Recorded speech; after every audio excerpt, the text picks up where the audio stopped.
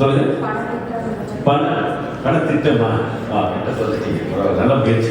வரவு செலவு திட்டம் சரிங்களா? நல்ல முயற்சி. Very good. ஓகே, நன்றி. நேரம் வந்து ஆல்ரெடி நாங்கள் வீடியோ பண்ணும்போது கொஞ்சம் நேரம் அதிகமாக போயிடுச்சு. 3 நிமிடங்களுக்கு போயிடுச்சு. ஸோ இதுலேயே நாங்கள் ஏதாவது வீடியோ ஏதாவது போட்டோம்னா இதுக்கு மேலே போகும்னு சொல்லிட்டு ப்ளே பண்ண மூணாவது கேள்வி இதுதான் நீங்கள் பேஸ் பண்ணிடலாம். ஆனால் வந்து டைம் ரொம்ப கம்மியாக இருந்ததுனால நான் ஒரு 2 கேள்வி கொடுத்தேன். ஆனால் அந்த மூணாவது கேள்வி நடத்தினோம். இது பற்றி தான் சமாளிச்சு என்பதை வைத்து பள்ளிகள் மாணவர்களுக்கு பாடம் நடத்தி வருகிறது. உங்களுக்கு பயன்பாட்டு பற்றி மாணவர்களின் கருத்துக்கள் உங்களுக்காக. வணக்கம், நான் உங்கள் அமைதி. இப்போது நட்புற மக்களுள் ஒருவருடன் இருக்கிறோம். மின்னணு பயன்பாடு குறித்த அவரது கருத்துக்களை பற்றி கேட்போம். மின்னணு பயன்பாடு அன்றாட வாழ்க்கையில எப்படி மாற்றுவது? நிறைய விஷயத்துல நன்மையாக மாற்றுவது. ஒரு வினாடி தான் இருந்துச்சு. அது ஏன்னா வந்து ஒரு நேர்காணல் வந்து நாங்கள் வந்து பொதுமக்கள் கிட்ட வந்து கேள்விகள் கேட்கும்பொழுது அவங்க கொடுத்த பதிலே 2 நிமிஷமாக இருந்துச்சு. ஆனால் காணொலி வந்து இருக்கிற எல்லா நேர்காணலுமே சேர்த்து 2 நிமிஷம் தான் இருக்கும். அது கஷ்டப்படும் பொழுது அது உண்மையிலே அந்த 2 பக்கமும் வச்சு சொல்லலாம். எதுவுமே வந்து கெட்ட விஷயம் சொல்ல முடியாது. எல்லாமே வந்து மனிதர்கள் பயன்படுத்துறீங்களா இல்லை தவறான வழியில் பயன்படுத்துறீங்களாங்கிறதுலாம் முக்கியம். அப்போ பெற்றோர் சொன்னால் இதெல்லாம் தெரிஞ்சிச்சு அப்படின்னு சொன்னா நம்ம யார் போட்டாங்கன்னு பார்க்காம அதை நிறுத்தினாலே மின்சாரத்தை சேமிக்கலாம். சரி, ரெண்டாவது கேள்வி வந்து இன்றைய இளைய தலைமுறை மின்சாரத்தை சேமிப்பதற்கு வகுமை விட்டு செல்லும் போது மின்விசிறியும் ஒளியும் அறுத்து சொல்றீங்களா கவனிச்சோம். ஆனால் ஒரு கருத்து சொல்லும்போது அதை வந்து நாங்கள் ஏற்றுறதுக்கு நான் நல்ல கருத்து சொன்னேன். அப்படிங்களா? வேற யாராவது அதை சொல்ற கருத்து? இப்போ காலகட்டத்தில் பார்த்தீங்கன்னா நிறைய பேர் மின்சாரம் பயன்படுத்துகிறாங்க. இப்போ பார்த்தீங்கன்னா விலங்கு இருக்கு மின்சாரத்தை முடிஞ்ச அளவுக்கு நம்மளால வந்து மின்சாரத்தை சேமிக்க பார்க்கணும். இப்போ உதாரணத்துக்கு வந்து ஒரு அறையை விட்டு போகும்போது மின்விசிறிகள் விளையாடுறது அது நம்ம முடிஞ்ச அளவுக்கு பண்ணால் தான் வந்து எதிர்காலத்தில் நம்ம வந்து ரொம்ப பாதிக்காது. ஏன்னா இதே வந்து ரொம்ப சூடாக இருக்கும். அதனால இதே தொடர்ச்சியாக போயிட்டு இருந்துச்சுன்னா வந்து இன்னும் நம்மளை வந்து வரை அது பிடித்திருக்க வேண்டும். ஆனால் சமீபத்தில் ஜல்லிக்கட்டு விமர்சனத்துக்கு உள்ளானது என்பதால் ஜல்லிக்கட்டு கலாச்சாரமா கொடுமையா என்பதை குறித்து மக்களின் கருத்துக்களை கேட்போம். ஜல்லிக்கட்டை பற்றி உங்களுடைய கருத்துக்கள் என்ன? அது மனிதர்கள் மற்றும் மனிதர்கள் 2 பேருமே அனாவசியமான ஆபத்து மற்றும் கொடுமை என்று நான் நினைக்கிறேன்.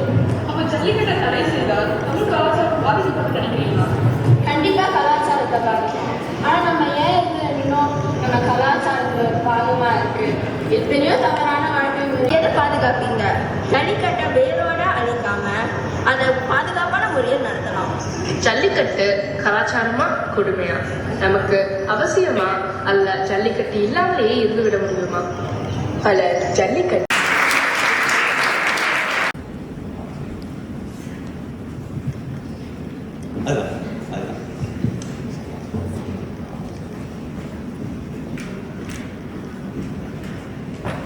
ஆனால் நிறைய பேர் வந்து ஜல்லிக்கட்டு ஒரு கலாச்சாரம், அது தொடர்ந்து நடத்தப்படணும் அப்படின்னு சொல்றாங்க. அதன் மூலம் அதை எதிர்மறை கருத்துக்களை வந்து நாங்கள் தெரிவிக்கிறோம். அந்த மாதிரியான விஷயம். சரி, என்னோட அடுத்த கேள்வி என்னன்னா வந்து உங்களோட கருப்பொருள் வந்து பார்த்தீங்கன்னா தமிழ் பண்பாடு. ஆனால் வந்து உங்கள் ஓப்பனிங் ஷாட்லையும் உங்கள் கடைசி ஷாட்லையும் நீங்கள் வந்து உங்கள் பேக்ரவுண்ட் வந்து ஹெச்டிபி பில்டிங்ஸாக இருந்துச்சு. அதை பற்றி கொஞ்சம் சொல்கிறீங்களா? ஏன் அப்படி இருந்துச்சுங்க? நாங்கள் முதல்ல வந்து ஒரு விளையாட்டு திடலை வந்து காட்டணும்னு நாங்கள் நினச்சோம். ஏன்னா நீங்கள் பார்த்தீங்கன்னா அந்த வீடமைப்புக்கு கீழே வந்து ஒரு விளையாட்டு திடல் வந்து தெரியப்படும். இந்த மாதிரியான விளையாட்டு திடலில் தான் வந்து ஜல்லிக்கட்டும் ஆடப்படுகிறது. விளையாட்டு வந்து இப்பொழுது படைத்த 5-6 மொழிகள் படைத்திருக்கிறார்கள். அனைவருமே தேர்ந்தெடுக்கக்கூடிய விளையாட்டு வந்து பார்த்தீங்கன்னா ஜல்லிக்கட்டு தான்.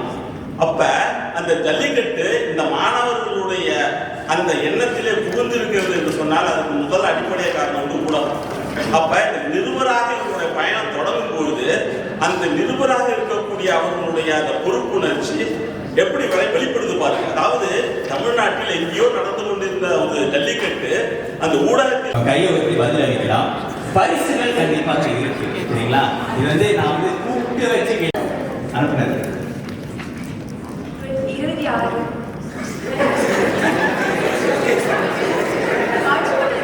25 தான் சரியான பதில். நடுவர்களே நீங்க கேள்வி கேட்குறீங்களா? நாம திருப்பி கேட்போம். சரியா? சரி, வாழ்த்துக்கள். அடுத்த கேள்வி, எத்தனை பள்ளி? சரியான பதில், வாழ்த்துக்கள்.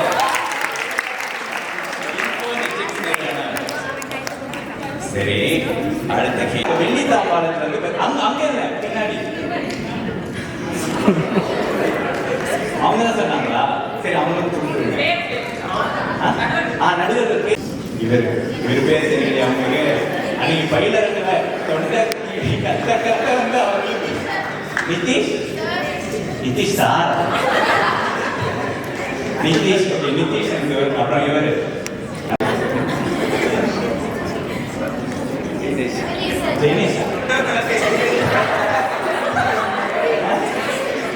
இரண்டு நிமிடங்கள், வாழ்த்துக்கள்.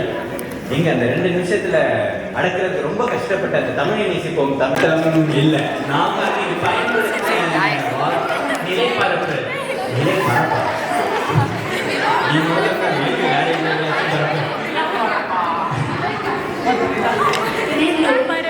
கிடை நிலை என்பது சரியான பதில்.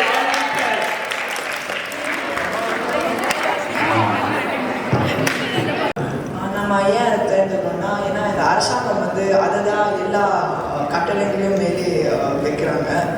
நம்ம பள்ளியிலே அப்படி வச்சுருக்காங்க. அதனால அதுவும் நம்மளோட இந்த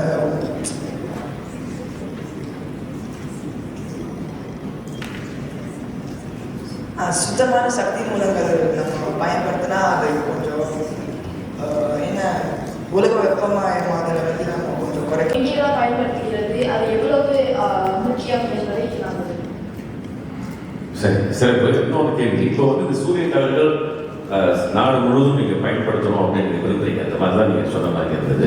அந்த மாதிரி நாடு முழுவதும் சூரிய தகவல்கள் போட்டோம் அப்படின்னு சொன்னால் இப்போ வந்து உங்களுக்கு தெரியும், மின்சாரம் அதிகமாகிட்டே செலவினம், சரிங்களா, அந்த விலை எல்லாமே. இப்போ இது போடுவது மின்சார கட்டணம் குறையும் நினைக்கிறீங்க? மின்சார கட்டணம் நீங்க வெளியில போய் எடுத்துருக்கீங்க, அதை ஒரு மாணவரே ஒரு வயதானவராக ஆகியிருக்கீங்க. இந்த காட்சிகள் வந்து எங்க எடுத்தீங்க, எப்படி என்ன சிரமங்கள் ஏற்படலாம் பண்ண சொல்லுங்க. இந்த காட்சிகள் வந்து நம்ம தமிழ் சமூக மன்றத்தில் இன்று நாம் தச்சம் தத்தவ பள்ளி ஒரு மாணவியும் அங்கு பணியாற்றும் ஒரு ஆசிரியரையும் நேற்றாளர் பார்த்தார். உன்னுடைய தொண்டு அனுபவம் எப்படி இருக்கிறது? தேசிய தினத்திற்காக வயதானவர்களுக்கு உணவு பரிமாறியது எனக்கு ஞாபகம் இருக்கு. அவர்கள் பெரும்பாலும் சீன மொழி தான் பேசுறதுனால அவங்களோட எனக்கு பேசுறது கடினமா இருந்துச்சு. ஆனா நான் எப்படியாச்சும் சமாளிச்சு என்னால பேச முடிந்த வயதானவர்கிட்ட பேசினேன். நீ ஏன் தொண்டு செய்ய தேர்ந்தெடுத்தாய்? நான் சொன்னாங்க தொண்டு செய்ய விரும்புகிறேன். ஏன்னா சிறு வயதிலிருந்தே மற்றவர்களுக்கு உதவ வேண்டிய என்னுடைய பொறுப்பு இருந்துச்சு. ஏன்னா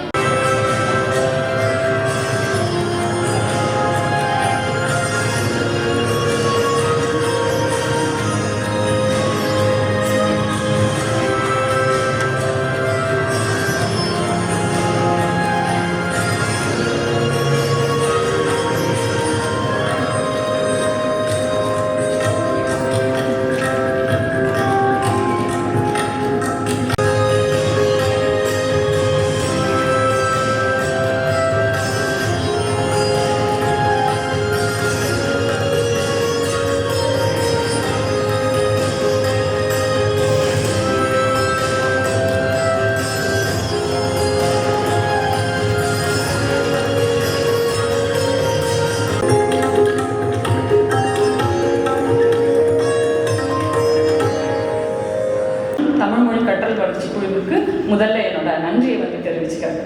சரி, அப்புறம் வந்து இது வந்து மிக நீண்ட ஒரு பயணம். கடந்த 4 மாதங்களாகவே இதற்கு வந்து பின்னாடி வந்து பணிகள் எல்லாம் நடந்துட்டு இருக்கு. ஏன்னா போட்டினா உங்களுக்கு தெரிஞ்சிருக்கும், அதற்கான முன்னேற்பாடுகள் என்ன, பதிவு இருக்கு, அதுக்கப்புறம் மாணவர்களை சேர்க்கணும், அவங்க விதிமுறைகளை வந்து யாருன்னு சொல்லுங்க பார்ப்போம்.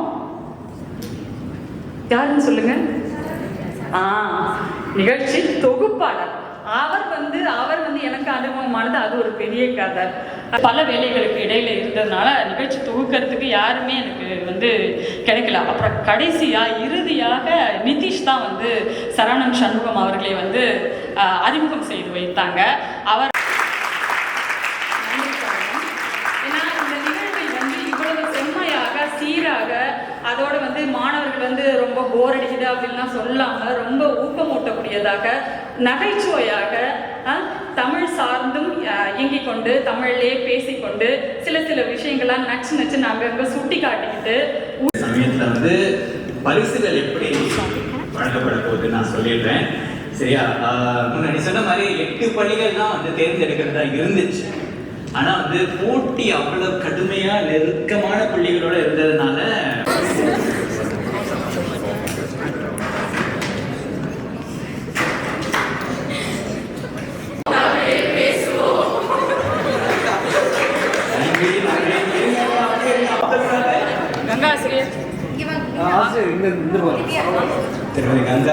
இந்த பக்கம் வந்துருங்க ப்ளீஸ்.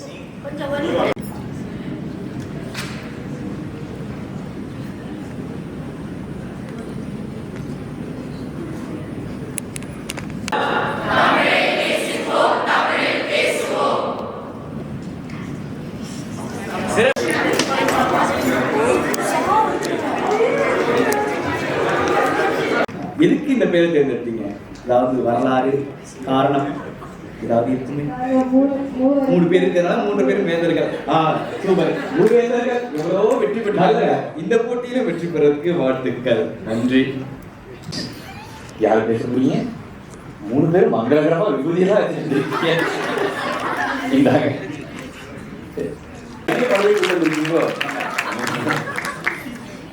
என் பேர் தேவேந்திரன் சார்.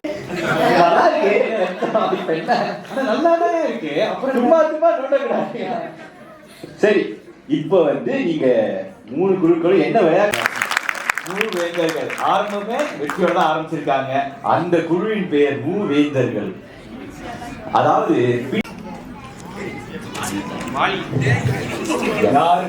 யாரா சொல்லுங்க. சொல்லுங்க. போட்டியாளர்கள் பதில் சொல்லி முடிச்சா அவங்களுக்கு தெரியலன்ற பட்சத்துல நாங்க உங்ககிட்ட கேட்போம். முதல் சுற்றுல பார்த்த மாதிரி. சரி, பருந்துகளுக்கு மேலும் 30 புள்ளிகள். அடுத்த கேள்வி. முதல் குறிப்பு யாராவது யோகிக்கிறீங்களா?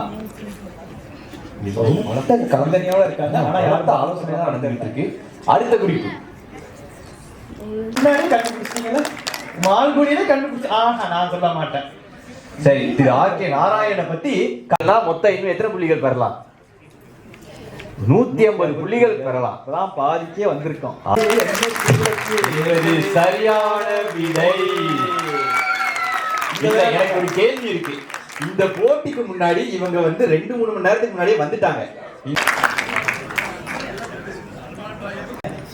உயர்நிலை பள்ளி பிரிவுல மூவேந்தர்கள் 180 புள்ளிகளோட முன்னிலையில இருக்காங்க.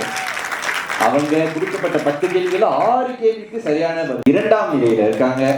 செங்கதிர்கள் இன்னும் எந்த புள்ளிகளும் பெறல. ஆனா இந்த விளையாட்டுல பெறுவாங்கன்னு நம்பிக்கையோட இருப்பாங்க. நாங்களும் அடுத்த வாரம் இருக்க மீண்டும் வாரங்கள் அவங்க வந்து உட்கார்ற அதே நேரத்துல டெர்ஷரி கேட்டகரியோட புள்ளி விவரங்கள் என்னன்னு பார்ப்போம். பருந்துகள் 5 சரியான. பார்வையாளர்கள் வசனத்தை கத்தாதிக்க. பதில் தெரிஞ்சாலும் இந்த பதில் போடலாம். 3 சுழியின் இருக்கிறதா? உங்களுக்கு பதில் தெரிஞ்சிருச்சுன்னா நீங்க பதில இன்னும் தெரியாது. என்ன பாடுறீங்க? தெரியுமா தெரியாதா? தெரியுமா தெரியாதா? தெரியும், ஆனா தெரியாது. 3, 2, 1 பதில் தெரியாததால் அடுத்த குழுவுக்கு சென்று விடுவோம். நீங்க சொல்லுங்க, உங்கள் யூகம் என்ன? ஒரு வாய்ப்பு தான் இருக்கு. மைக் கொடுங்க. இங்க சும்மா சொல்ற பிறகு தெரியும். அந்த திருப்பி சொல்லுங்க ஆரம்பத்துல. நாங்க சும்மா ட்ரை பண்ணோம். எங்களுக்கு உண்மையிலேயே என்னன்னே புரியல. இல்ல கைனையா குழப்பக்கூடாது. கண்ணி ஐயா ஊருங்கள். இந்த கேள்வி முடிவடைகிறது. ஆனா மீதி 2 அர்த்தம் என்ன அப்படின்றத பார்ப்போமே.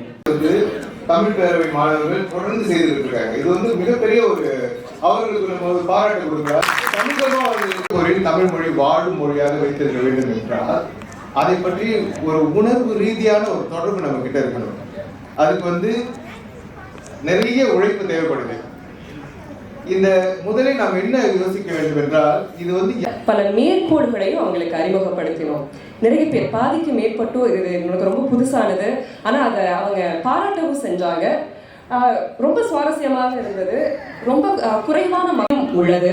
உங்களின் ஆதரவு தொடர்ந்து தேவை. இந்த அரிய வாய்ப்பினை எங்களுக்கு வழங்கிய வணக்கமிழ் இயக்கம் அவர்களுக்கு முதற்க நன்றி. இடவசதி அளித்து உதவிய உமர் புலவர் தமிழ் மொழி நிலையம், சாரி பாப்பா நான் முடிச்சவேன், அவங்க ரொம்ப நேரமா கத்திக்கிட்டு இருக்கிறாங்க. அடுத்து நிதி ஆதரவு வழங்கிய தமிழ் மொழி கற்றல் வளர்ச்சி குழு, சந்திரமகால் உணவகத்தின் தலைவர் திரு அருமை சந்திரன், ஸ்ரீ விநாயகா எக்ஸ்போர்ட்ஸ் நிறுவனத்தின் இயக்குனர் திரு ஜோதி வாசகம், திரு ஜோதி மாணிக்க வாசகம். அடுத்து தமிழ் டியூப் கற்றல் நிலையத்தின் இயக்குனர் திரு AT பிள்ளை, உணவசதி அளித்து எங்களுக்கு உதவிய ரங்கோலி உணவகத்தின் தலைவர் திரு சிவா. பல சிரமங்கள் எங்களுக்கு இருந்தன. இது எல்லாத்தையும் கடந்து வருவதற்கு நீங்கள் எங்களுக்கு ஒரு பக்கபலம். வாழ்த்துக்கள் எடுத்திருக்கிறாங்க. முழு ஆதாரமாக நிகழ்வில் முதுகெலும்பாக இருந்திருக்கிறார்கள். அதை அடுத்து தமிழ் கோவிலில் அந்த பெல் சவுண்ட் வைக்கிறது, அது வைக்கிறதுக்கு ரொம்ப நேரம் வச்சிருக்கோம்.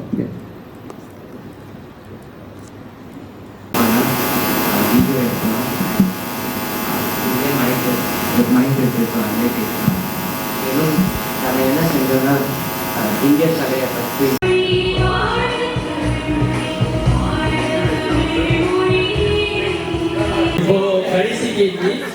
கடைசி கேள்வி. ஓகே, பீஷ்மர். எல்லாரும் கவனிங்க. பீஷ்மர் இளைஞனாக இருந்த பொழுது அவருடைய பெயர் என்ன?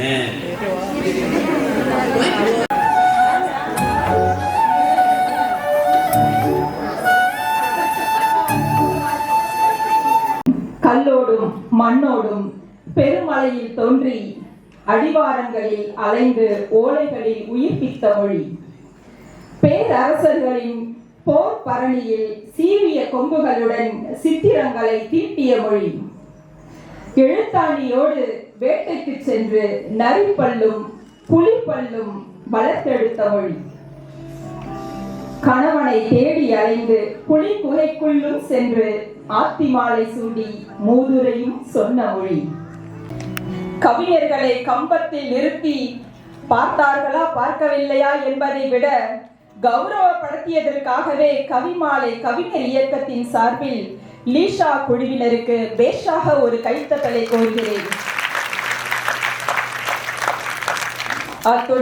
படுத்து அமர்ந்து எழுந்து நடந்து அதுக்கப்புறம் தான் அது ஓட ஆரம்பிச்சது. இது அடுத்த 9 மாதத்துக்குள்ள இதெல்லாம் நடக்குது, அல்லது ஒரு வருடத்துக்குள்ள அடுத்த ப்ராசஸ். அதுக்கு அடுத்தது பேசுது.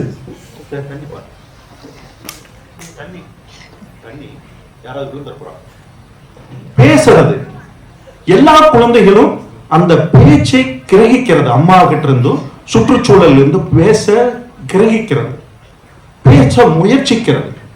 அது ஒரு ப்ராசஸ். அதுக்கு அடுத்தது ஹார்மோன். ஒரு 12-15 வயதில் ஆண் பெண் இருவருக்கும் ஹார்மோன் சேஞ்சஸ். அதுக்கு அடுத்தது இனவிருத்தி. அதுக்கு அடுத்தது கண் பார்வை மங்குவது. நீங்க போய் ஒரு டாக்டர் கிட்ட போனீங்கன்னா சார் என்ன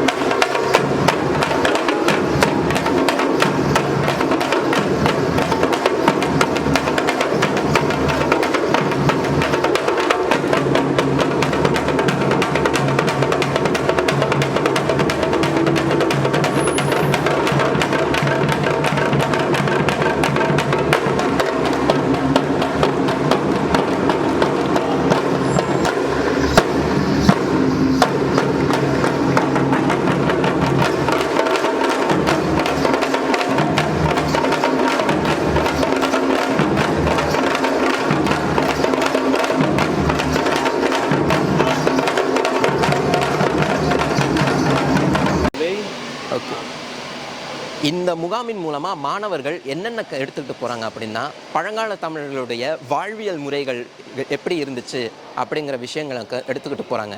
அது போக சிலப்பதிகாரம் என்ற ஒரு காப்பியத்தின் இருக்கக்கூடிய சில கூற்றுகளை பற்றியும் அவங்க கற்றுக்கிட்டு எடுத்துக்கிட்டு போகிறாங்க. இது மூலமாக அவர்கள் தமிழ் இலக்கியம் சார்ந்த விஷயங்களை அவங்க எடுத்துகிட்டு போய் அதை வந்து அவர்கள் நண்பர்கள்கிட்டேயோ ஆசிரியர்கள்கிட்டேயோ பெற்றோர்கிட்டேயோ அவங்க ஏன் வருங்காலத்தில் வரக்கூடியவர்கள்கிட்டையும் கொண்டு சேர்ப்பாங்கங்கிற நம்பிக்கையோட இந்த நிகழ்ச்சியை நம்ம நடத்துகிறோம்.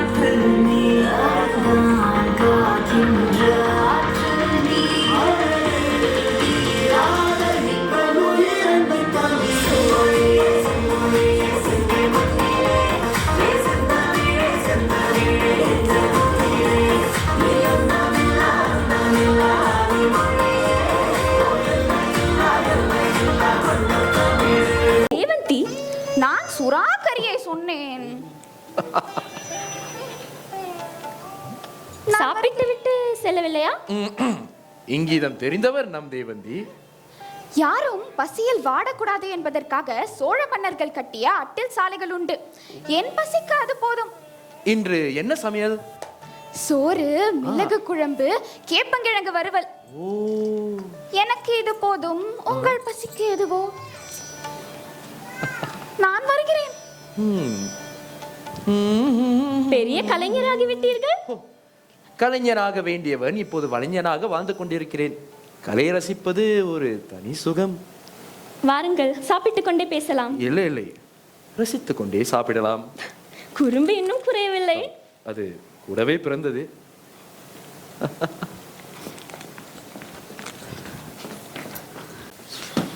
இவர்களை யாரால் பிரிக்க முடியும்?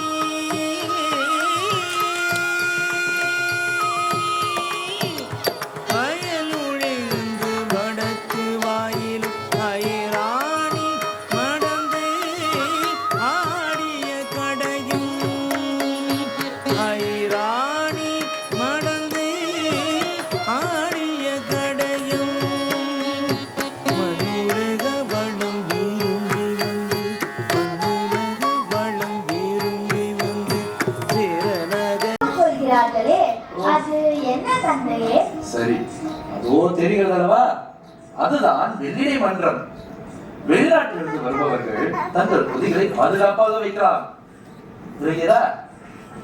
அதுதான் நெடுஞ்சி மன்றம். உடற்குறை உடையவர்கள் பொய்களில் மூழ்கி சுத்தி வருவார்கள்.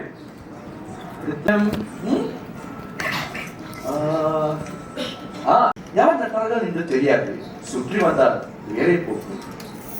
எல்லாவற்றையும் விட மிக முக்கியமான மண்டபம் ஆவை மண்டபம்.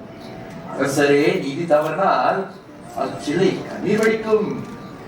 அப்போது அரசர் தவறே செய்யக்கூடாதா? நம் சோழ மன்னரை பின்பற்றுவது அவரே உள்ள பயத்தால் அல்ல, மரியாதையால்.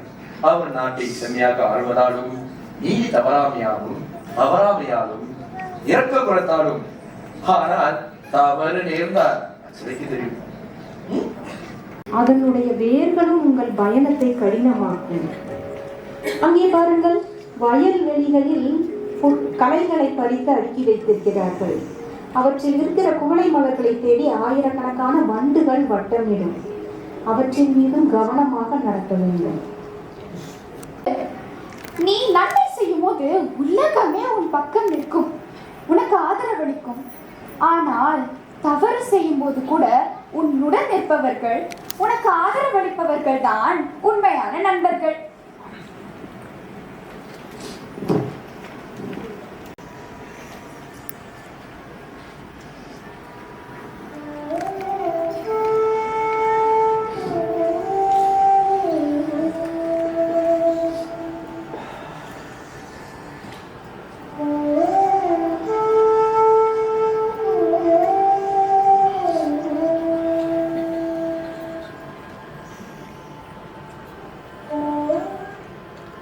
அதுவா, கண்மாயில் பாய்கின்ற நீரை காக்கின்றனர், வயல்வெளிகளில் இருக்கிற செடிகளை காக்கின்றனர், அறுவடை செய்த தானியங்களை காக்கின்றனர், நம் மக்களையும் காக்கின்றனர். அதனால்தான் உலகம் பார்க்க ரசிக்க படைப்பதுதான்.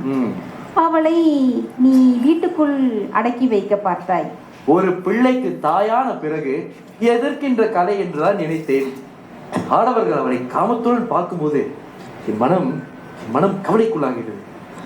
ஆனால் அவள் அவர்களை காமத்தோடு பார்க்கவில்லை அல்லவா? எனக்கு புரியவில்லை. கண்ணகியை பார், அவள் கால் பாதங்களை பார்.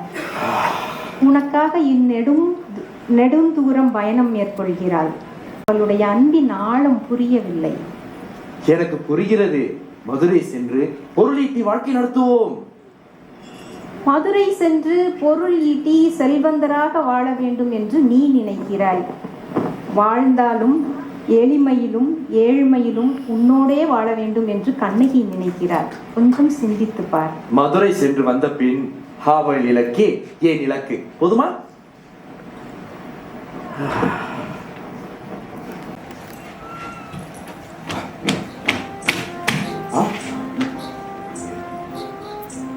உங்களுடைய பெற்றோர்கள் தியாதுயத்தில் இருக்கார்கள். அவர்கள் உங்களை அழைத்தவா சொன்னார்கள். ஏவலாளர்களை துட்டிக்கும் சென்று உங்களை அழைத்தவா. இவற்றிற்கு என்ன அர்த்தம்? தொலைந்து போன என் சிலம்பினால் ஏதும் விபரீதம் வரப்போகிறதோ? அன்று திருமணமாகி என் கணவன் வீட்டுக்கு வந்த புதிதில் நடந்த சிலம்பு கழி நோன்பில் என் காலில் இருந்த பழைய சிலம்பை நீக்கி புதிய சிலம்பு அணிவித்த சடங்கு இன்னும் என் நினைவில் பசுமையாக உள்ளது. அன்று முதல் என் கால்களை விட்டு அகலாத அந்த சிலம்பிகளில் ஒன்று இன்று என்னிடம் இல்லை.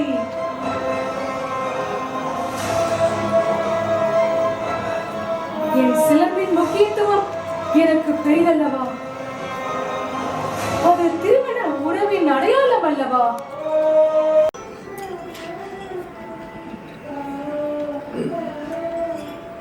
ஏதோ கெட்டது நடக்க போவதாக மாதரி கூறுகிறார். ஏதோ கெட்டது நடக்க போகிறது. எனக்கு சகுனத்தில் நம்பிக்கை இல்லை. உங்களுக்கு நம்பிக்கை இல்லாவிட்டாலும் நமக்கு நல்லதே எண்ணுபவர்களின் வார்த்தைக்கு மதிப்பளிக்கலாம் அல்லவா? நாளை செல்வதால் நாம் எதையும் இழந்துவிட போவதில்லை. எது வந்தாலும் என்னால் சமாளிக்க முடியும். பிரியாவளி, நானும் வருகிறேன்.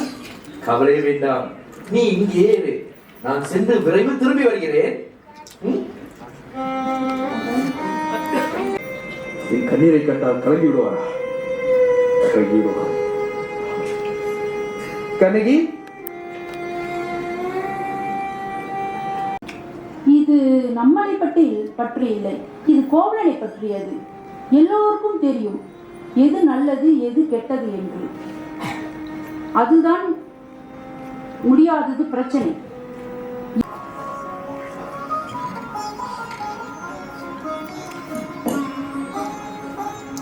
அதோ பெரியவர் நல்லவராக தெரிகிறார். ஐயா,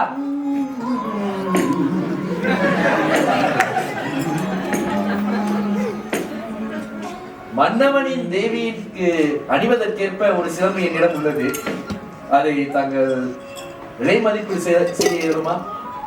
ஐயோ, அடியேன் அறியேன், ஆனால் முடியாது. அதிகாரத்தை கையில் வைத்துக் கொண்டு இது கூட தெரியாமல் இருக்கிறீர்கள். இதை பெரிதாக்க வேண்டாம். திருட்டே இல்லாத பாண்டிய நாட்டில் அரண்மனையில் திருட்டு நடந்து விட்டது. கேவலமாக இருக்கிறது. எனக்கு தெரிய வேண்டியதெல்லாம் ஒன்றே ஒன்றுதான். அதிகாரம் நம் கையில், சிலம்பு யார் கையில்?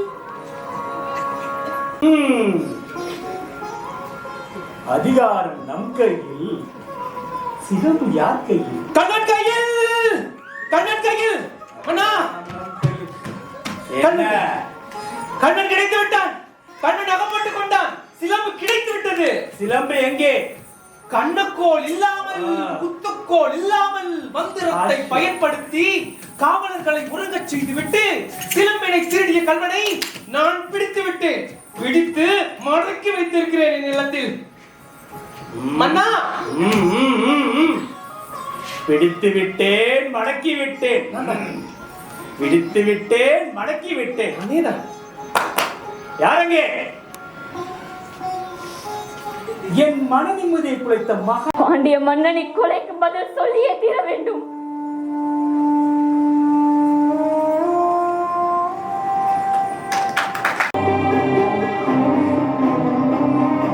கற்புள்ள பெண்கள் உள்ளார்களா இந்த மதுரை நகரில்? சான்றோர்கள் உள்ளார்களா? கற்றறிந்த சான்றோர்களும் இங்கு உள்ளார்களா? தெய்வம் உள்ளதோ?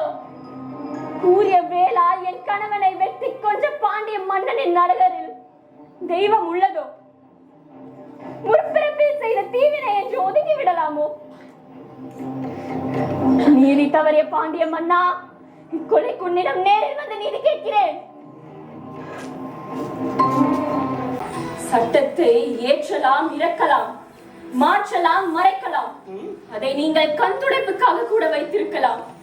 சட்டத்தை தேடி வருவோரை அல்லோலப்படுத்தி அவமதிக்கலாம், புத்திசாலித்தனமாக புண்படுத்தலாம், நிம்மதியை நசுக்கி நீக்கலாம். ஆனால் தண்டனை என்று வரும்போதும் அதை நிறைவேற்றும் போதும் உன்னதமான உண்மை வேண்டும், தழும்பாத தர்மம் வேண்டும், நடுநிலையான அறம் வேண்டும், நேர்மையான நீதி வேண்டும். இதை கூட புரியாத நீ பேச்சுக்கிறாள்.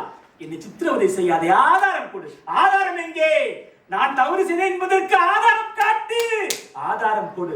ஆதாரம் இருந்தால் நான் உன்னதமாக இருப்பேன். இல்லையே நீயும் தண்டிக்கப்படுவாய். எனக்கு மனசாட்சி இருக்கிறது. என் கணவரிடமிருந்து நீங்கள் மீட்டெடுத்த சிலம்பு எனக்கு சொந்தமானது. என் அம்மா பரிசளித்த சிலம்பில் மாணிக்க பறவைகள் கொண்டவை. உன் கையில் உள்ள சிலம்பு அந்த ஜோடியின் மற்றொரு சிலம்பு. முத்துப்பறல்கள், மாணிக்கங்கள், மாணிக்கங்கள். தீர விசாரிக்காமல் இந்த பொற்கொலையை வைத்திருக்கிறேன். தவறாக தீர்த்தல் விட்டனே காவலர்களே. இன்று செங்கோலுக்கு அநீதியை தந்து விட்டேனே. யானோ அரசன்.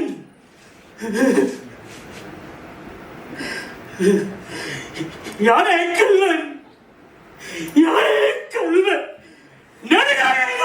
அதுல இருந்து திருப்பி மீண்டும் திருப்பி வேற யாரையாவது போட்டு அவங்கள வச்சு மறுபடியும் ஃபர்ஸ்ட்ல இருந்து கதையெல்லாம் யோசிச்சு கரெக்டாக ஒரு மாதிரி யோசிச்சு படம் எடுத்து அண்ட் சில டைம் எடிட்டிங் டேபிளில் தோணும் தப்பு பண்ணியிருக்கோமா இல்லையா அப்படின்னு இந்த மாதிரி காமிச்சு ஆடியன்ஸுக்கு வந்து ரிவ்யூ வாங்குறப்போ ஓகே சம்திங் இஸ் குட் அப்படின்ற மாதிரி தோணும்.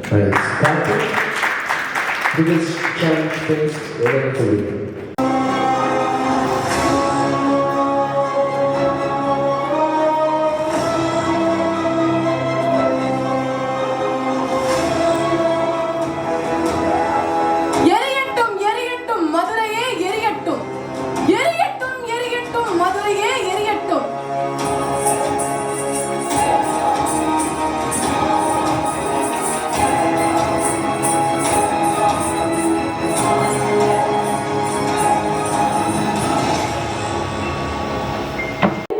இது சரியல்ல.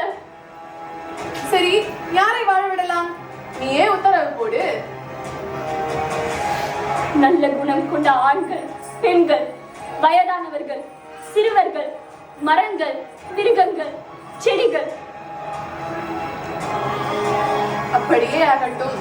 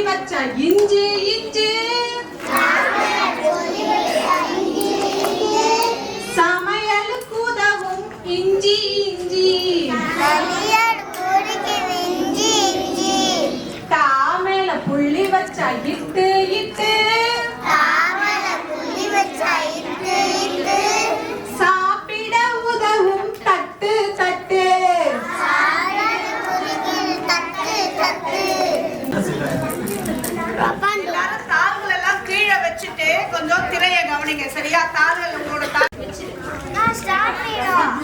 தரும் வாங்கிக்கோ.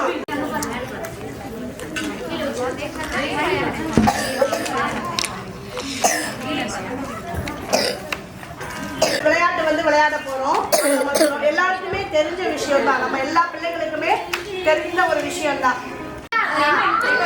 கையை தூக்கி நீங்க கை சொல்லுங்க.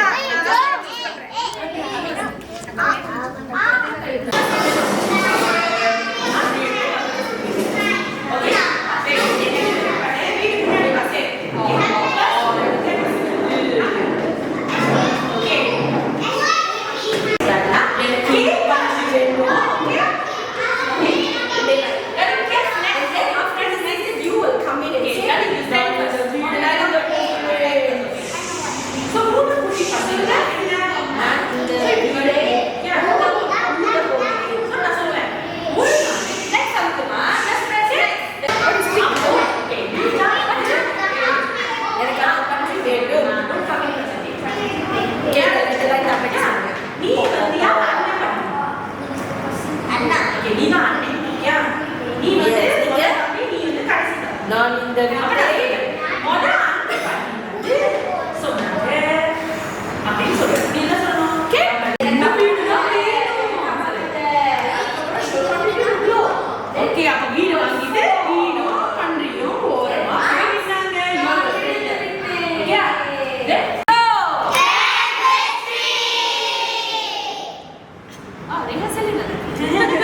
Okay, now 1, 2, 3. One more, 50. 1, 2, 3.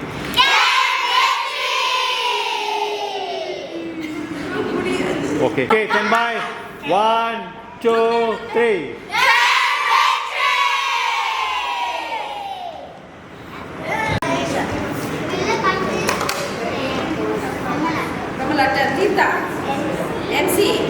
வந்து எப்படி இந்த குழந்தைகளுக்கு வந்து சொல்லலாம், நான் ஒரு எக்ஸ்பிரஷன் வந்து எப்படி சொல்லி கொடுப்பேன்.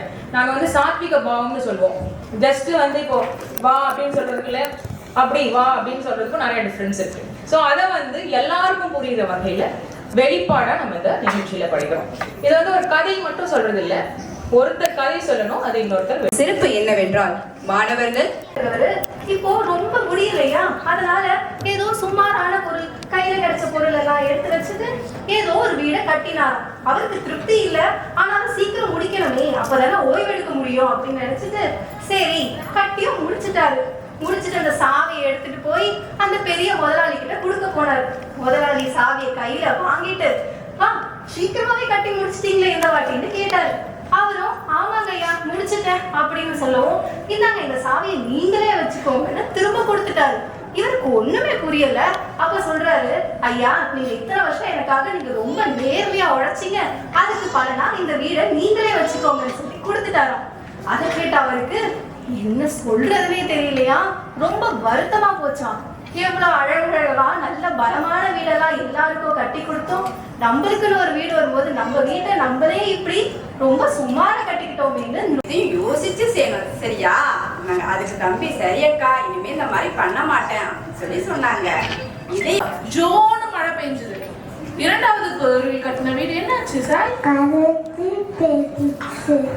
பார்த்தா இவங்க ரெண்டு பேரும் மழையிலயும் குளிர்லயும் நடுங்கிட்டு இருந்தாங்க. என்னாச்சு உங்க ரெண்டு பேருக்கும்? மிகுந்த கோபக்காரா இருந்தாராமா. அவரோட வார்த்தைகளால எல்லாரையும் காயப்படுத்தி புண்படுத்திக்கிட்டு இருந்தாராம். அப்போ இந்த கோபத்தன்மைய உணர்ந்து நினைச்ச தாத்தா வாலிபரை ஒரு பன்னாட்டு நிறுவனம் ஒன்றில் மென்பொருள் வல்லுநராக பணியாற்றிக் கொண்டிருக்கின்றேன். இந்த வருட தமிழ் மொழி விழாவின் கருப்பொருள் என்ன உங்களுக்கு எல்லாருக்குமே தெரிஞ்சிருக்கும்.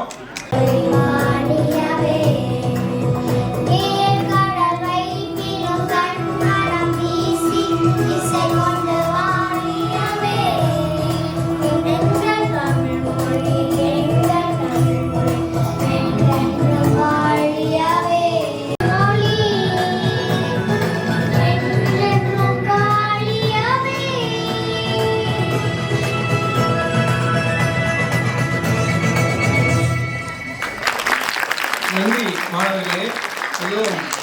நன்றாக பாடினீர்கள்.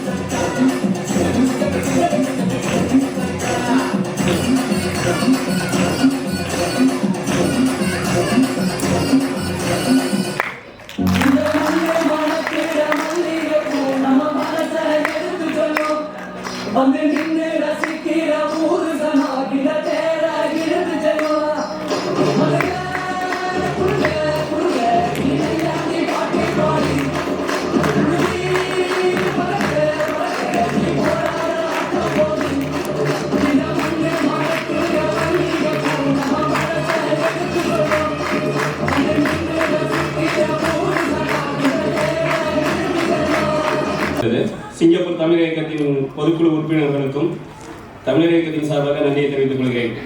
அடுத்து இயக்கத்தை பற்றி சில செய்திகள். சிங்கப்பூர் தமிழர் இயக்கம் 1954ஆம் ஆண்டு ஆகஸ்ட் திங்கள் 25ஆம் நாள் தோற்றுவிக்கப்பட்டது.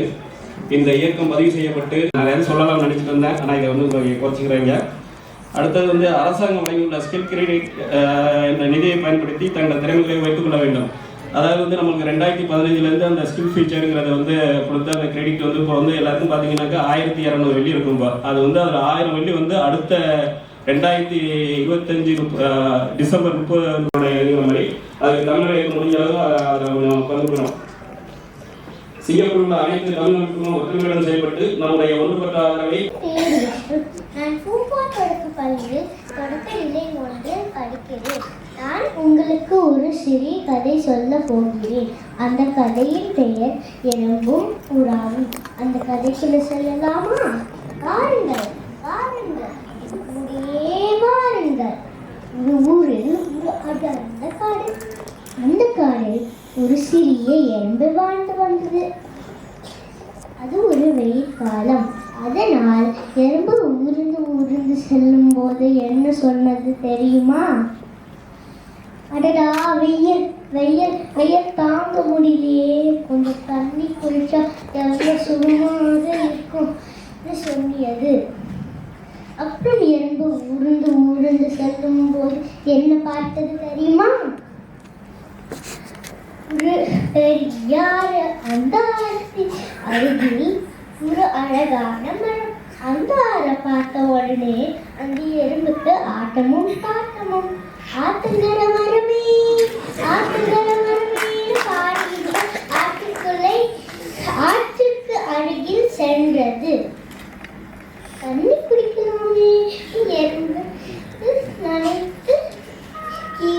இருந்தது. ஆனால் எறும்பு தன் இலையை தவறி ஆற்றுக்குள்ளே தவறி விழுந்தது. தன் மரலில் இருக்கிற புறா கடவுளே காப்பாற்று எறும்பு உடனே வேண்டியது. அப்புறம் தன் மனசில் இருக்கிற புறா தன் எறும்பு கத்துறதும் கூவியதும் தன் காதில் விழுந்தது. உடனே புறா தன் காலுக்கு அருகே இலையை பறித்து ஆற்றுக்குள்ளே போட்டது. எறும்பு அந்த இலையை பார்த்த உடனே ஓட உயிர் திரும்பி வந்தது. எறும்பு ஜம்மி இலையில கண்டு கரைக்கு வந்தது. ஒன்றி சொல்ல உனக்கு காத்தில எனக்கு அழகான நன்றி பாட்டை பாடியது. சில நாட்களுக்கு பிறகு ஊன்று செல்லும் போது ஒரு பெரிய காலை பார்த்தது. யாரோட காலடி எறும்பு ஆச்சரியமா வேலை பார்த்தது. பார்த்தாதான் தெரியுது அது ஒரு வேடன் கால். அந்த வேடன் எதையோ குறி வைத்திருந்தார். என்ன குறி வைத்து இருந்தான்? பார்த்தாதான் தெரிந்தது அது எப்படியோ காப்பாற்றணுமே எறும்பு நினைத்தது. உடனே எறும்புக்கு யோசனை வந்தது. வேடன் காலை நறுக்கிட கச்சிட்டு அம்மா கத்தினார். வேடன் சத்தம் கேட்ட புறா தன் சிறகை விரித்து பறந்து தப்பியது. அச்சோ போயிடுச்சேன்னு வேடன் சோகமாக வீட்டுக்கு போனான். புறா பார்க்கும்போது கீழே பார்த்துதான் தெரிந்தது தன் உயிரை காப்பாற்றியது தன் உண்மை காப்பாற்றிய எறும்பு. நண்பர்களே, எறும்பு புறாவும் எப்படி ஒருவருக்கு ஒருவர் உதவி செஞ்சாங்க பார்த்தோம் அல்லவா? அதே மாதிரி நன்றி மறைவேல்னு ஆத்திச்சூடியில் அவ்வை பாட்டி கூறி இருக்கிறார்கள். நமக்கு உதவி செய்தவரே நாம் எப்போதும் மறக்க கூடாது. நாம் அவங்களுக்கு பதில் உதவி செய்தே தீர வேண்டும். வாய்ப்பளித்தவருக்கு நன்றி.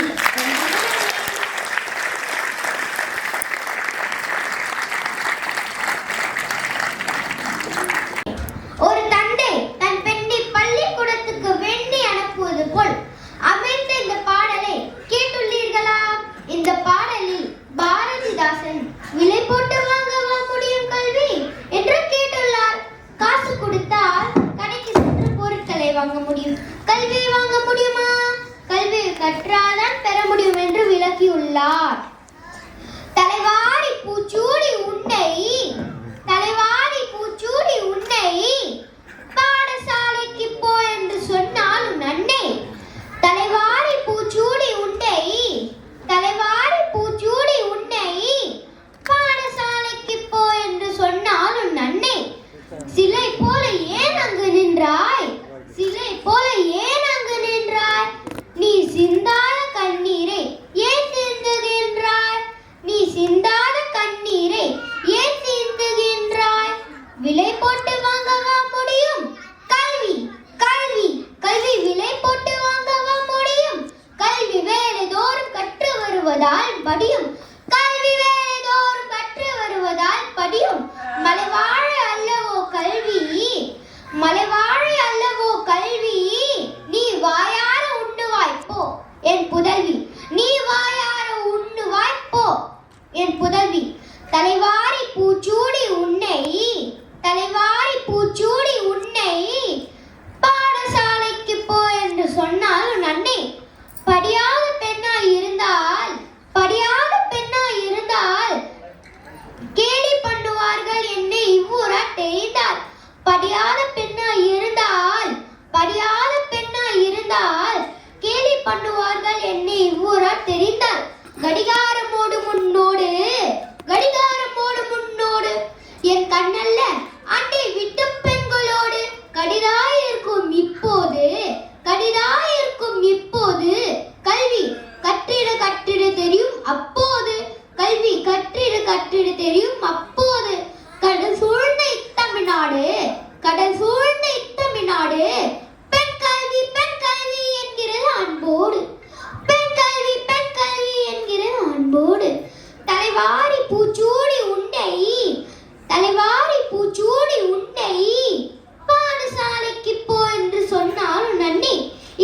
கவிதை எழுதியவர் பாவேந்தர் பாரதிதாசன். செந்தேனாய் இனிக்கும் செந்தமிழில் என் உரையை முடித்த மகிழ்ச்சியுடன் நன்றி கூறி விடைபெறுகிறேன். நன்றி, வணக்கம்.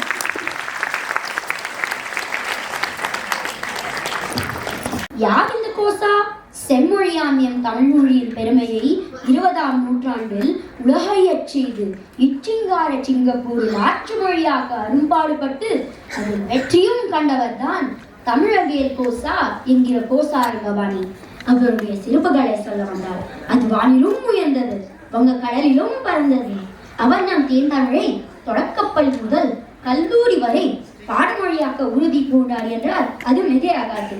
பகுத்தறிவு பகலவன் தந்தை பெரியாரின் கொள்கையால் ஈர்க்கப்பட்டு மதத்தாலும் நிறத்தாலும் கலாச்சாரத்தாலும் கட்டுண்டு வெட்டுண்டு கிடந்த தமிழ் சமுதாயத்தை தட்டி எழுத்த தமிழர் திருநாள் மேடியானது இப்படைத்தோற்றியின் எப்படை வெல்லும் என்று காட்டினார் வீதி எங்கும். அது மட்டுமா, இன்றும் சிங்கப்பூரின் ஒரே தமிழ் தினசரியாளர் தமிழ் முரசை அன்றே தொடக்கி அதன் மூலம் கல்வியின் சிறப்பு, மூட நம்பிக்கையை ஒழித்து, சாதி மதம் மறுத்து, பெண்ணினத்தின் மதிப்பு போன்ற புத்தான கருத்துக்களை பரப்பி மக்களின் அறியாமை என்னும் இருள் நீக்கி அறிவு என்னும் ஒளி ஏற்றினான் நம் கோசா. வாழேந்தி போர்க்களத்தில் வாகை சூடுவதை விட மேடை ஏறி வாதாடி வெற்றி பெறுவது அரிது என்றார் ஒருவர். ஆனால் நம் கோசா 2ஆம் உலக போரில் சிக்கொண்டு கிடந்த சிங்கப்பூருக்காக நேதாஜி சுபாஷ் சந்திர போஸுடன் போர்க்களத்தில் வாளும் ஏந்தி கையில் எழுதுகோலையும் ஏந்தி உடை கிடந்த தமிழ் சமுதாயத்தை முன்னேற்று பாதையில் செல்லவும் செய்தார். நூலைப்படி சங்கத்தமிழ் நூலைப்படி கல்லவர் கற்கும்படி வள்ளுவர் சொல்லும்படி கற்கத்தானப்படி கல்லாதவர் வாழ்வது எப்படி அறம்படி பொருள்படி அப்படியே இன்பம்படி இறந்தமிழ் நான்மரே பிறந்தென்று சொல்லும்படி நூலைப்படி என்று பாவேந்தரின் கூற்றைப்படி தமிழ் எங்கள் உயிர் எனும் இயக்கத்தை உருவாக்கி தமிழர்களை ஒன்று திரட்டி தமிழ் சமுதாயத்தில் வாசிக்கும் பழக்கத்தை ஆரம்பித்தார் நம் கோசா. சீரும் சிறப்பும் மிக்க சிங்கப்பூரில் இந்த இந்திய சமுதாயம் தலை நிமிர்ந்து வெற்றி நடை கொடுக்கிறது என்றால் இது கோசாவின் பங்கு அளப்பரியது என்பது மறுக்க இயலாது, மறக்கலாகாது என்று மனதார நன்றி தெரிவித்தால் முன்னாள் அதிபர் செல்வப்பன் ராமநாதன் என்கிற எஸ்.ஆர். நாதன். பகுத்தறிவாளர் கோசாவின் தமிழ் பற்றையும் தமிழர் மேல் அக்கறையும் போற்றி அவருக்கு தமிழவேல் என்ற பட்டம் சூடப்பட்டது. வாழும் போதும் தமிழ் படித்து வாழ வேண்டும், சாகும் போதும் தமிழ் படித்து சாக வேண்டும், எந்தன் சாம்பல் தமிழ் மணந்து வேக வேண்டும் என்று பாரதிதாசனின் வாக்கிய கிரங்க வாழ்ந்த திரு கோசா ரங்கபாணி தமிழ் தொண்டும் சமூக சிந்தித்த பணியும் புலம்பெயர்ந்த தமிழர்களை சிங்கப்பூருடன் இணைத்த வரலாறும் எக்காலத்தில் வளர்ந்தோங்கி நிற்கும். அவருடைய தன்னலமற்ற சேவையும் முற்போக்கு சிந்தனையும் தேர்ந்து சொல்லாற்றும் 8 திக்கும் பரிசாற்றும். வாழ்க தமிழ், வளர்க தமிழ். நன்றி.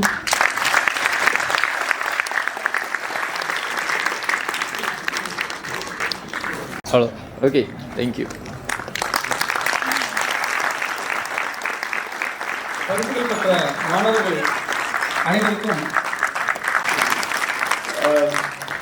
You know, whenever I speak in Tamil, I hope you are breathing a bit more easy. But anyway, I just wanted to say that for people. காலத்தினால் செய்த நன்றி சிறிதேனும் ஞானத்தின் மானம் பெரிது என்ற வள்ளுவனின் வாக்குக்கு ஏற்ப ஏற்பட உதவியவர்கள் நிறைய பேர். அவர்கள் அனைவருக்கும் நன்றி கூறும் தருணம் இது. தமிழ் நிகழ்ச்சியில் எங்களின் அழைப்பை ஏற்று இங்கு வருகை புரிந்திருக்கும் சிறப்பு விருந்தினர் புக்கிட் பாத்தோ தனித்தொகுதி ஆற்றல் மிகு நாடாளுமன்ற உறுப்பினர் திரு முரளி பிள்ளை அவர்களுக்கும் மற்றும் அவரது துணைவியார் அவர்களுக்கும் எங்களது மனமான ஐயா கோ சாரங்கபாணி அவர்களை நினைவுபடுத்துகின்ற ஒரு பேச்சை ஒரு சிறுவன் பேசினான். அது மிக முக்கியமான பதிவு. அந்த குழந்தைக்கும் என்னுடைய வாழ்த்து. அடுத்தது தலைவாரி பூச்சூடி உன்னை இந்த குழந்தை பேசினாள். முக்கியமான செய்தி அதுல என்னன்னா, கடல் சூழ்ந்த தமிழ்நாடு பெண் கல்வி பெண் கல்வி என்கிறது அன்போடு என்று சொல்லி முடித்திருப்பார் அந்த பாட்டை பாவேந்தனார். அதுல அவர் சொல்லும் பொழுது எனக்கு ரொம்ப பிடித்த வரி, அதுல தலைவாரி பூச்சூடி உன்னை அப்படிங்கிற பாட்டு எல்லாருமே படிச்சிருப்போம் சின்ன வயசுல இருந்து. ஆனா முழுமையா படிச்சிருக்க மாட்டோம். முழுமையா படிக்கும் பொழுது அந்த பாட்டுல இருக்கக்கூடிய ஒரு வரி இருக்கு இல்லையா, கடிகாரம் ஓடும் முன் ஓடு. சும்மா இல்லை, அண்டை வீட்டு பெண் குழந்தைகளோடு.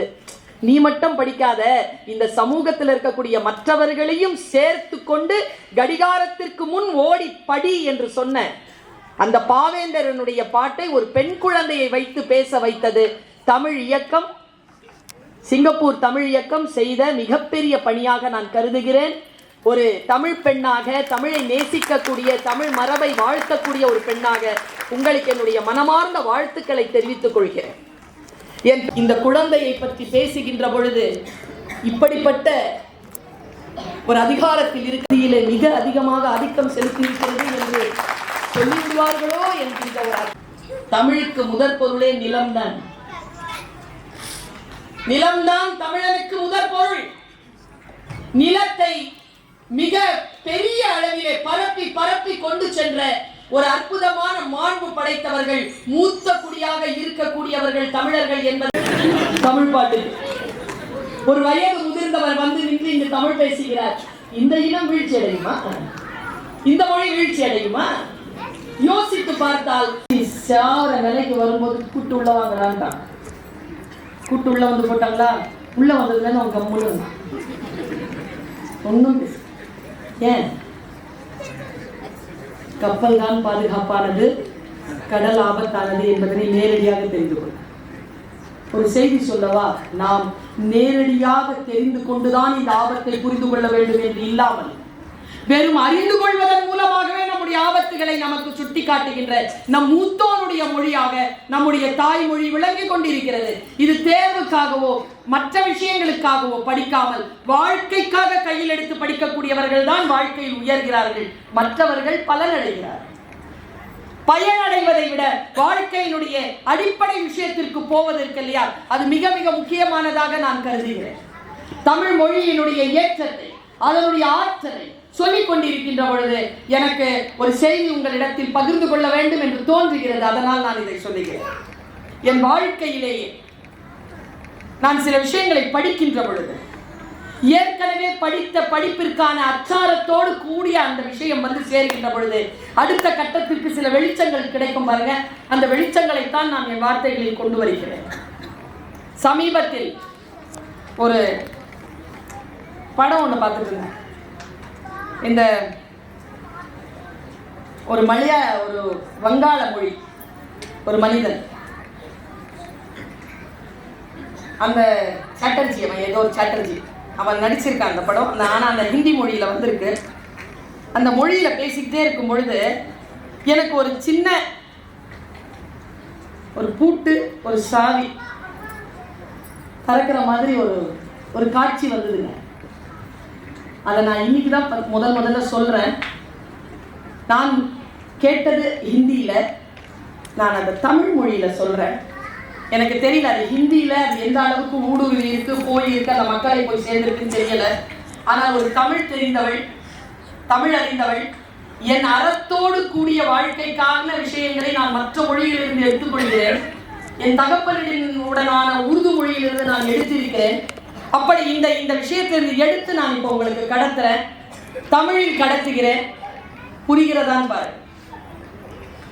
ராமாயணத்தை பற்றி ஒரு குறிப்பை ஒரு கோர்ட்ல நின்று ஒரு சீன்ல ஒருத்தன் சொல்றான். யாரோ எழுதியிருக்காங்க, யாரோ தானே சொல்கிறார்கள். அந்த சொல் வந்து நமக்கு புரிஞ்சிருச்சுன்னு வச்சுக்கோங்களேன். எல்லாமே அடிப்படையில் இருக்கக்கூடிய சிக்கலே புரிதல் தான். வாழ வைப்பதும் வீழ வைப்பதும் அந்த புரிதலுக்கான அந்த மொழிதான். எனக்கு புரிஞ்சிருச்சு, உங்களுக்கு புரிதான் பாரு. ராவணன் இறந்துட்டான். இவ என்ன சொல்றா, பாட்டு படிச்ச உடனே அவ்வளவு ருசிகரமான பாட்டு. தன் கொழு நன் இவன் செத்துட்டாங்க, போய் நின்றுட்டான். என்ன விடுறது இல்லை, நான் தான்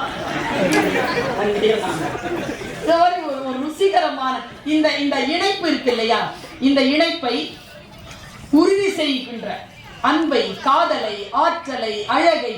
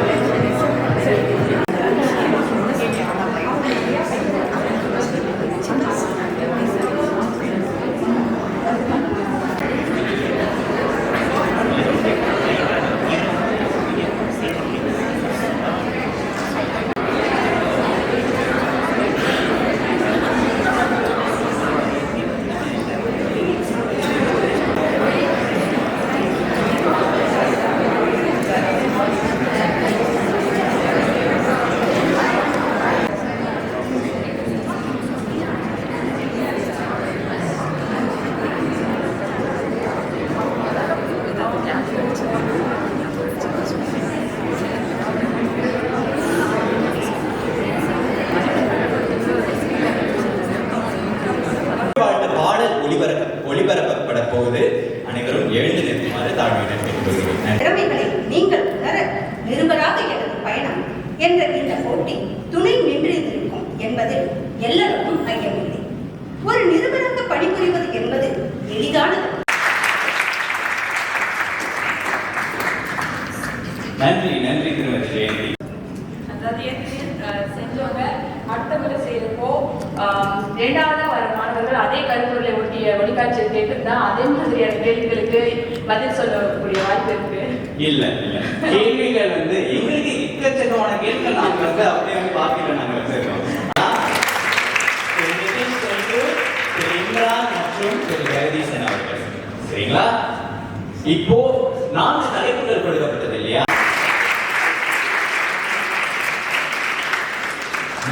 நன்றி போகன்வரில் எப்படி மாணவர்கள் தயவுசெய்து மேடிக்குவாங்க.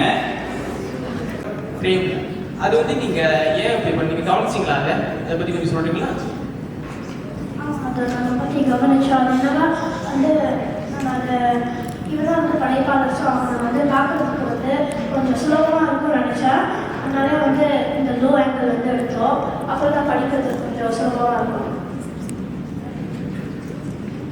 பல டூர்கள் இருக்கு சரிங்களா? படை வித்துக்கலைகள்லாம் இருக்குது. பரதநாட்டியம், ஜல்லிக்கட்டு இது இரண்டும் தேர்ந்தெடுத்துக்கிற காரணம் இப்போ ஜல்லிக்கட்டு இளைஞர்கள் நம்ம தமிழ் பண்பாட்டை அவ்வளவு மதிப்பதில்லை. அதுக்கப்புறம் இப்போ சிங்கப்பூர்ல இது நடக்காதனால அவர்களுக்கு இப்போ ஜல்லிக்கட்டு இந்தியாவில் நடக்குது, அவங்களுக்கு தெரியாது.